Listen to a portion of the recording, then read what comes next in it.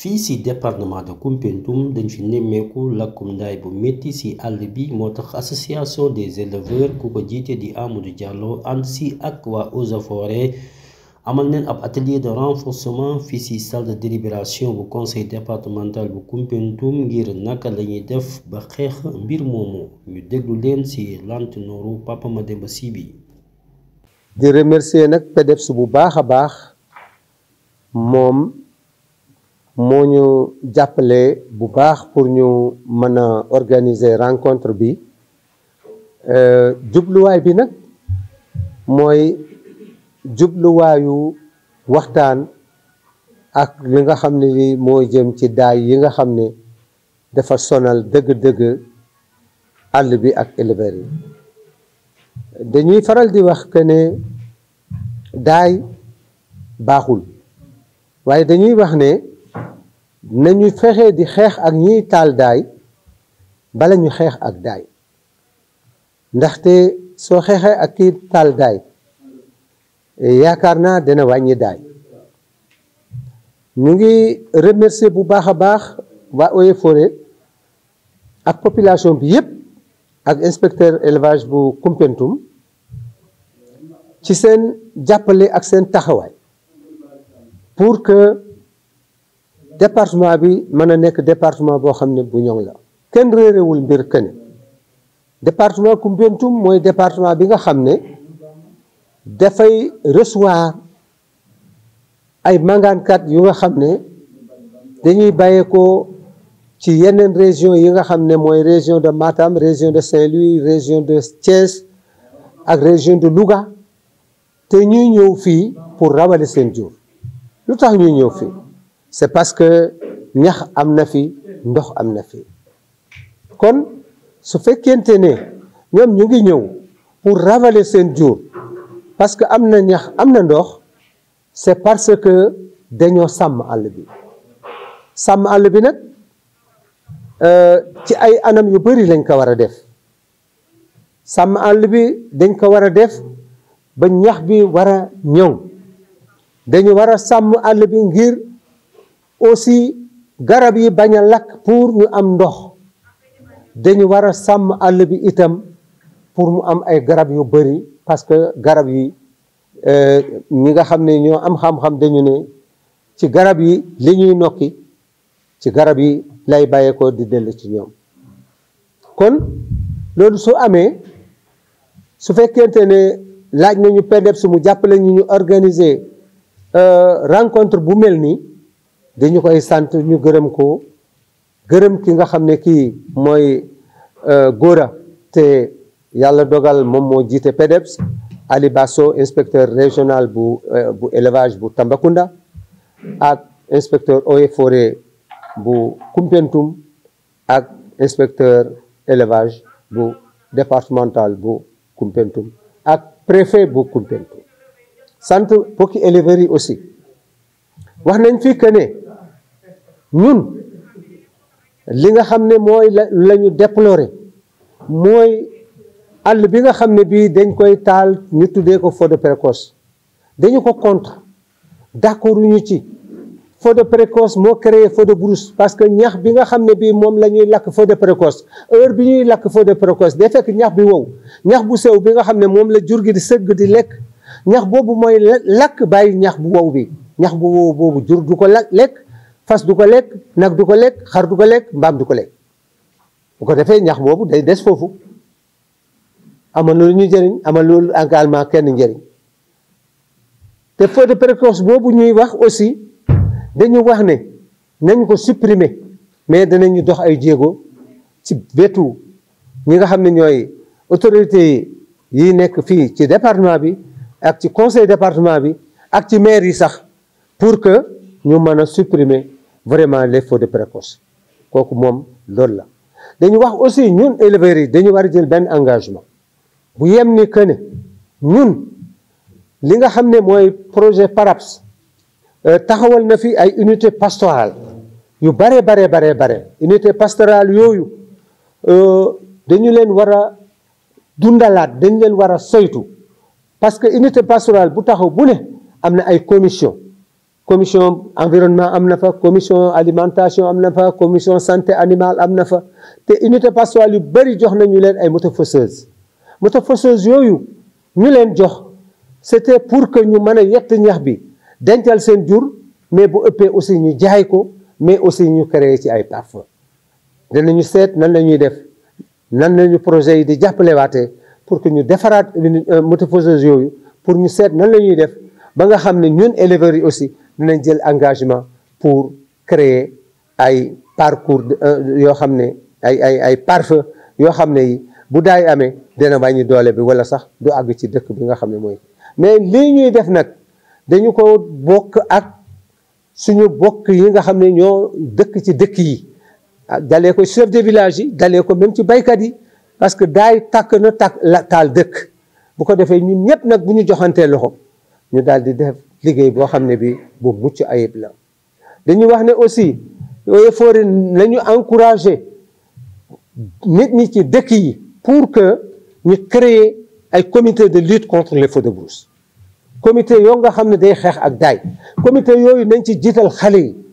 bu ko defee suñu taxawalee comité de lutte contre les feux de brousse, en cas que daay am fu mu tàkk na ñëpp jóg, comité yi jóg, ñëpp dem, bu ko defee ñu fay daay boobu, bu boobaa ñu am jàmm. mais aussi dafa am yeneen problème yoo nga xam ne def ciy nekk, loolu ci ñun la, mooy suñu defee comité ñu taxawal ko, projet yi indi matériel wala mairie bi indi matériel wala conseil département indi ay matériel jox ko comité bi, nit ñi dem fay daay, kenn ku nekk matériel bi nga gàddu woon di fay nga delloo ko sa kër. bu boobaa bu daay amatee yow nekkoo fa wala dootoo ko indi, loolu day créer ay problème.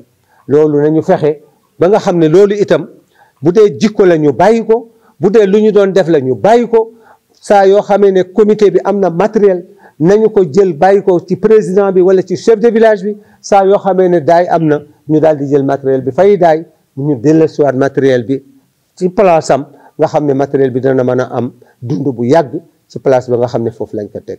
maa ngi sant ñi nga xam ne ñoo fi teew ñëpp, jigéen ñi, maa ngi sant góor ñi, maa ngi sant ñi nga xam ne ñoo bàyyeekoo dans le département de Tamba jógee Ñaani Tukulóor. maa ngi sant ñi jógee ci commune yëpp, fukki commune yëpp ñu ngi fii. maa ngi sant waa Ñani FM.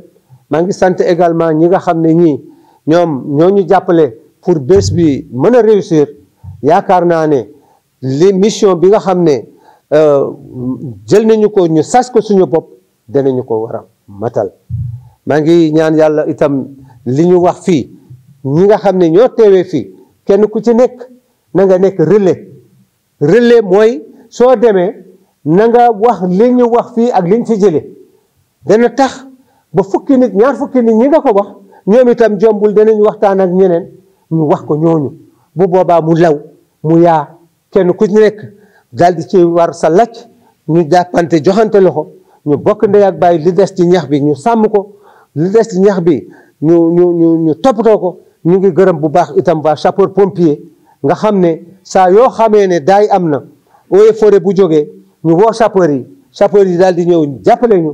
ñu ngi leen di sant di leen gërëm, di sant préfet département bi, di sant adjoint, di sant ñi nga xam ne ñooy fonctionnaire département bi yépp. maa ngi nuyu ñëpp, maa ngi sant ñëpp, maa ngi gërëm ñëpp. D'abord, je félicite le président MDD qui a eu l'initiative d'organiser cette séance de sensibilisation, cette rencontre, cette réunion de sensibilisation sur la lutte contre les feux de brousse. Bon, vous savez que les feux de brousse, ça constitue maintenant un phénomène qui de plus en plus, qui a d'ampleur de plus en plus, qui prend de l'ampleur de plus en plus. Dans ce cadre, nous avons eu l'honneur de participer à cette rencontre pour faire des échanges avec la population qui est ici présente. Bon, on avait énuméré quelques points, ça veut dire essayer d'identifier les causes et les auteurs. On avait souligné on avait identifié quelques causes qui sont à l'origine des feux de brousse. Le constat que nous avons fait, c'est l'essentiel de l'ensemble. Si on prend les feux de brousse, l'essentiel des feux sont causés par l'homme et causés par l'homme. Ça veut dire que ce sont eux qui mettent le feu. On avait considéré les feux de défrichement, les feux de campement, les feux les gens qui préparent leur champ de culture, les feux de campement, les transhumants qui vont. Il y a aussi les fumeurs, les récolteurs de miel, les chercheurs. Si on peut énumérer beaucoup, mais on va s'arrêter sur là et on va venir sur les conséquences des feux. Ça veut dire, si on constate les conséquences que ça peut entraîner, c'est des conséquences qui sont très graves. Par exemple, il y a la dégradation de la végétation et de l'environnement en général. Il y a aussi la perte de fertilité des sols. Il y a aussi, ça peut entraîner aussi même la pauvreté parce que si les feux ravagent toute la forêt, il n'y a plus d'herbes où les animaux peuvent faire leur pâturage. S'il n'y a plus d'animaux, ça peut entraîner des pertes de l'économie, ce qui entraîne la pauvreté. Bon, à part ça, on avait souligné aussi des stratégies on avait identifié quelques stratégies de développement. Ça veut dire que la lutte, il y a deux types de lutte, la lutte préventive et la lutte active. Moi, je vais insister sur la lutte préventive. Le président a parlé tout à l'heure pour qu'on élimine complètement la mise à feu précoce. Bon, vous savez que cette zone-là, c'est une zone où le tapis herbacé est tellement important. Parce que s'il y a beaucoup de pluie, le tapis herbacé, ça devient important. Donc, la mise à feu, on peut revoir la date. Parce que si on fait, par exemple, si on prend l'année dernière, on a mis un peu de retard. Le conseil départemental a accusé un peu de retard par rapport à l'arrêté. Cette année-ci, on est un peu à l'avance. Bon, on peut revoir pour pratiquer la mise à feu très tôt. Dès l'arrêt des pluies, on peut faire la mise à feu. Parce que ça peut nous aider. Ça permet d'éviter les feux tardifs. Les feux tardifs, ce sont les feux qui font des dégâts énormes. À part cela, bon, ils ont parlé aussi de la dégradation des forêts classées. Ça, c'est vrai. On note que de plus en plus, nos forêts classées sont agressées. C'est pourquoi il a parlé de l'aménagement de la forêt classée de Panal. Ça permet de préserver nos forêts. Parce que si on fait un plan d'aménagement, ça va tenir compte différents secteurs ou bien différents secteurs ou bien différentes séries. Il y a la série de production qui permet à la population de faire leurs activités d'exploitation. Il y a la série agricole qui permet pour les agriculteurs de faire leurs pratiques agricoles. Et la série de réserve, ça veut dire qui est réservée uniquement à l'élevage pour que les éleveurs puissent amener leur bétail pour faire le pâturage. Bon, c'est l'objectif du plan d'aménagement, c'est pour protéger nos forêts. Parce qu'on constate que de plus en plus, les forêts sont agressées. Et l'agression, ça va d'année en année. Pour éviter cela, il est impératif de mettre le plan d'aménagement. C'est pourquoi on a mis ce plan d'aménagement de la forêt classée de Panal. Les autres forêts aussi, on envisage comment on peut faire aussi pour les aménager. L'aménagement, ça ne concerne pas uniquement pour l'exploitation du charbon, mais pour la préservation de nos ressources forestières. C'est l'objectif général qu'on vise dans ces aménagements-là. À part ça, on avait sensibilisé aussi les participants sur la création des comités. On a beaucoup insisté sur la création des comités, de créer des comités villageois de lutte contre les feux de brousse. Aussi de faire la formation de ces comités-là et de les équiper en petit matériel. Les collectivités locales doivent participer dans ce cadre-là. Parce qu'on sait que l'environnement est une compétence transférée. Donc, eux, ils doivent mettre leurs mains là-dedans. Ça veut dire que pour appuyer les populations, parce qu'ils n'ont pas de moyens. Le service de gestion n'a pas de moyens pour équiper ces comités de lutte. Nous n'avons qu'une seule mini-citerne. Une seule mini-citerne ne peut pas faire tout ce travail-là. Donc, il faut qu'il y ait des comités pour qu'ils puissent nous aider dans ce travail. J'insiste sur la création de ces comités. S'il y avait des comités s'il y a des comités existants, on les maintient, on crée de nouveaux comités, on redynamise les autres et les équiper en petit matériel. J'avais parlé tout à l'heure des collectivités locales, de leur engagement. Ça veut dire que pour qu'ils puissent respecter leur engagement, il y en a qui le font, mais il y en a d'autres qui tardent à le faire. Donc, on les invite à venir parce que les cas de feu, ça n'attend pas. Vous voyez, depuis qu'on avait arrêté la mise à feu précoce, on peut constater seulement dans l'arrondissement de Bamba-Tchalène, il y a plus de 14 cas. Ça, c'est inadmissible. 14 cas, c'est inadmissible. Durant l'intervalle de 2 mois, on a 14 cas. Donc, on exhorte et on incite les maires à venir appuyer le service des eaux et forêts et le service des sapeurs-pompiers qui nous aident aussi. Eux, on les salue de leur collaboration. Ils collaborent vraiment. On est ensemble, on travaille ensemble. C'est ça que j'ai à dire et merci beaucoup.